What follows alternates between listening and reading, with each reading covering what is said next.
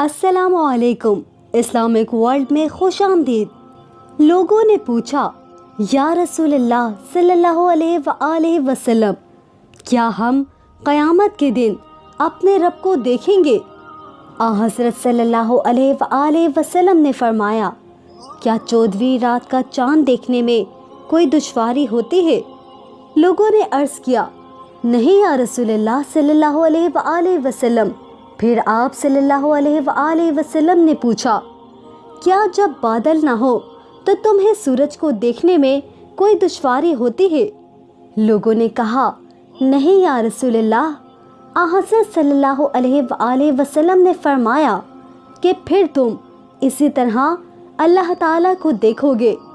क़यामत के दिन अल्लाह ताला लोगों को जमा करेगा और फरमाएगा कि तुम में जो कोई जिस चीज़ की पूजा पाठ किया करता था वो उसके पीछे लग जाए।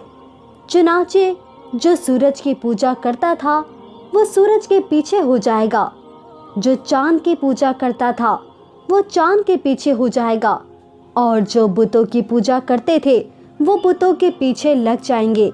इसी तरह कब्रों ताज़ियों के पुजारी कब्रों ताज़ियों के पीछे लग जाएंगे।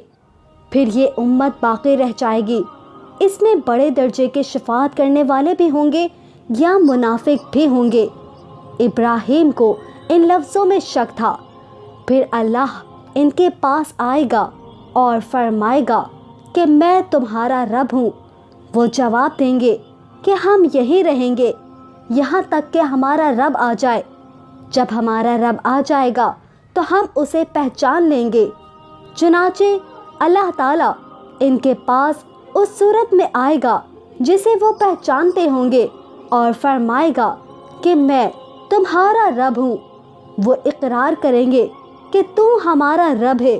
चुनाचे वो उसके पीछे हो जाएंगे और दोज़ख की पीठ पर पुल सिरात नस्ब कर दिया जाएगा, और मैं और मेरी उम्मत सबसे पहले उसको पार करने वाले होंगे। और उस दिन सिर्फ अंबिया कराम बात कर सकेंगे, और अंबिया कराम की ज़बान पर ये होगा, ए अल्लाह मुझको महफूज रख, मुझको महफूज रख। और दोज़ख में दरख्त सादान के कांटों की तरह आंकड़े होंगे। क्या तुमने सादान देखा है? लोगों ने जवाब दिया कि हाँ या रसूलल्लाह। तो हज़रत सल्लल्लाहु अलैहि वसल्लम ने फरमाया कि वो सादान के कांटों ही की तरह होंगे, अलबत्ता वो इतने बड़े होंगे कि उसका तूलो अर्ज़ अल्लाह के सिवा और किसी को मालूम ना होगा। वो लोगों को उनके आमाल के बदले में उचक लेंगे, तो उनमें से कुछ वो होंगे जो तबाह होने वाले होंगे, और अपने अमले बद की वजह से वो दोज़ख में गिर जाएंगे, या अपने अमल के साथ बंधे होंगे, और उनमें से बास टुकड़े कर दिए जाएंगे या बदला दिए जाएंगे, या इसी जैसे अल्फाज बयान किए गए। फिर अल्लाह ताला तजल्ली फरमाएगा, और जब बंदों के दरमियान फैसला करके फारिग होगा और दोज़खियों में से जिसे अपनी रहमत से बाहर निकालना चाहेगा तो फरिश्तों को हुक्म देगा कि जो अल्लाह के साथ किसी को शरीक नहीं ठहराते थे उन्हें दोज़ख से बाहर निकाल ले। ये वो लोग होंगे जिन पर अल्लाह ताला रहम करना चाहेगा, उनमें से जिन्होंने कलमे का इकरार किया था। चुनाचे फरिश्ते उन्हें सजदों के निशान से दोज़ख में पहचानेंगे। दोज़ख इब्ने आदम का हर उज़्व जलाकर भस्म कर देगी सिवाय सजदे के निशान के, क्योंकि अल्लाह ताला ने दोज़ख पर हराम किया है कि वो सजदों के निशान को जलाए। चुनाचे ये लोग दोज़ख से उस हाल में निकाले जाएंगे कि ये जल भुन चुके होंगे।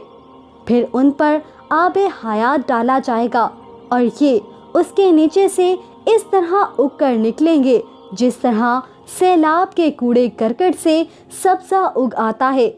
फिर अल्लाह ताला बंदों के दरमियान फैसले से फारिग होगा। एक शख्स बाकी रह जाएगा जिसका चेहरा दोज़ख की तरफ होगा। वो इन दोज़खियों में सबसे आखिरी इंसान होगा जिसे जन्नत में दाखिल होना है।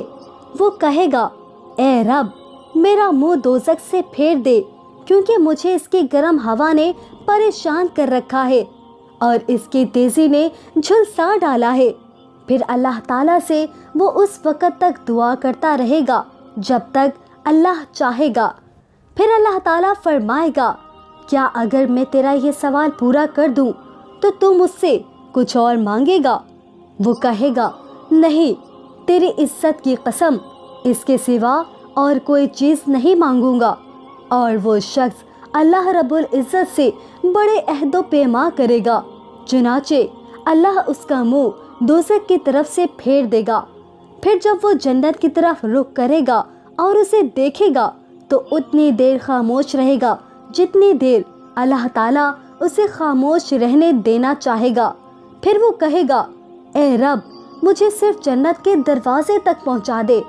اللہ تعالیٰ فرمائے گا کیا تو نے وعدے نہیں کیے تھے کہ جو کچھ میں نے دے دیا ہے اس کے سوا اور کچھ کبھی نہیں تو مانگے گا؟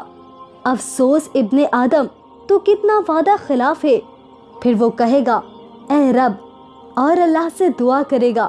آخر اللہ تعالیٰ پوچھے گا کیا اگر میں نے تیرا یہ سوال پورا کر دیا تو اس کے سوا کچھ اور مانگے گا؟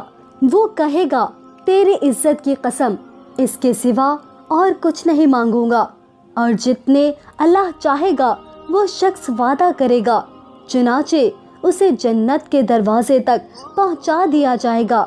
پھر جب وہ جنت کے دروازے پر کھڑا ہو جائے گا تو جنت اسے سامنے نظر آئے گی اور وہ دیکھے گا کہ اس کے اندر کس قدر خیریت اور مسرت ہے۔ اس کے بعد اللہ تعالیٰ جتنی دیر چاہے گا وہ شخص خاموش رہے گا۔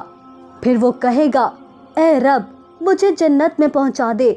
اللہ تعالیٰ اس پر کہے گا کیا تو نے وعدہ نہیں کیا تھا کہ جو کچھ میں نے تجھے دے دیا ہے اس کے سوا تو اور کچھ نہیں مانگے گا؟ اللہ تعالیٰ فرمائے گا افسوس ابن آدم، تو کتنا وعدہ خلاف ہے۔ وہ کہے گا اے رب مجھے اپنی مخلوق میں سب سے بڑھ کر بدبخت نہ بنا۔ چنانچہ وہ مسلسل دعا کرتا رہے گا یہاں تک کہ اللہ عز و جل اس کی دعاؤں پر ہنس دے گا۔ جب اللہ عز و جل ہنس دے گا تو اس کے متعلق فرمائے گا کہ اسے جنت میں داخل کر دو۔ جنت میں اسے داخل کر دیا جائے گا تو اس سے فرمائے گا کہ اپنی آرزوئیں بیان کر۔ وہ اپنی تمام آرزوئیں بیان کر دے گا یہاں تک کہ اللہ تعالیٰ اسے یاد دلائے گا۔ وہ کہے گا کہ فلاں چیز، یہاں تک کہ اس کی تمام آرزوئیں ختم ہو جائے گی تو اللہ عز و جل فرمائے گا کہ یہ آرزوئیں اور انہی جیسی تمہیں ملیں گی۔ صحیح بخاری حدیث نمبر 7437۔ مزید اسلامک ویڈیوز دیکھنے کے لیے ہمارے چینل اسلامک ورلڈ کو سبسکرائب کر لیجیے۔